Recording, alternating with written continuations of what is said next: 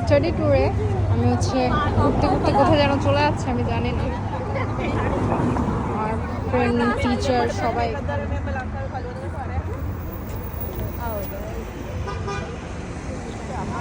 সিটিতে আসলে হর্ন, এখানে হচ্ছে হর্ন বাজানো যায় না, মানে অযথা আমরা যেভাবে হর্ন বাজাতাম এখানে কিন্তু এই সুযোগটা নেই। আর কেউ কেউ যদি হর্ন দেয় দ্যাট মিনস এটা অনেক এখানে হচ্ছে গ্রিন লাইট জ্বলছে, ওয়াকিং একটা গ্রিন সাইন দেখছেন। এই জিনিসটার জন্য আমি হচ্ছে এতক্ষণ ওয়েট করছিলাম, অ্যান্ড ওই জিনিসটা যখন পেয়ে গেলাম তা এখন রাস্তা ক্রস করছি। অন্যদিন অনেক ঠান্ডা থাকে, আজকে যখন আমি জ্যাকেট পরছি আজকে অনেক গরম লাগতেছে, এখন জ্যাকেটটা আবার হাতে নিয়ে হাঁটতে। আরে কি আওয়াজ! এখানে প্রতিবেশী দেশের মানুষও আছে, একটু স্টুপিড। সরি, আমার এটা বলা উচিত ছিল, বাট দে আর অ্যাকচুয়ালি।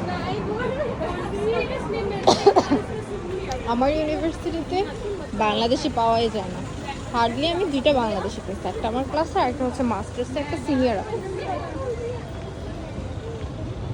আমার টিচারটাকে দেখা যাবে, এই যে ছোট্ট ছোট চুলে ছোট ছোট পা দিয়ে হাঁটতেছে, যে ওইটা হচ্ছে আমার টিচার। ওকে দেখতে এত ছোট লাগে, সে আমাকে ওর সাথে এখন কথা বলে বলে আসতেছিলাম, যার কারণে আমি ভিডিও স্টার্ট করিনি। আর তিনি আমাকে বলছিলেন যে তিনি জাস্ট ওনার পিএইচডি শেষ করেছিল ইউনিভার্সিটি অফ মেলবোর্ন থেকে, আই গেস এটিতে বললো। তো I was so shocked because she looks so young and she is telling me that she just finished her PhD. So I compliment her that you don't look like that much age that you finished your PhD, and she was wow, really? She was so happy.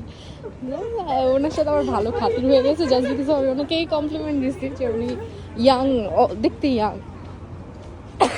But আমি আজকে জানলাম যে উনি নাকি বিয়াইতা plus ওনার একটা 1.5 বছরের বাবু আছে, but ওনাকে দেখে আমার মনে হয় না। এই জায়গাটাকে দেখতে আমার হালিশহর হালিশহর ফিল আসতেছে কেন জানি, সেটা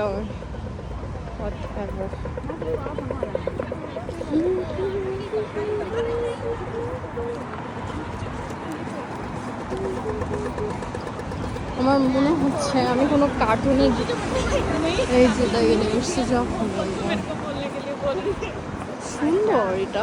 এখানে কে কি পড়ছে? আমার কোনো ভাই বোনের এখানে কি পড়াশোনা করছে the university of Melbourne? Stupid করে দিল, তারা তো স্টুপিড কথাবার্তা বলে, স্টুপিড।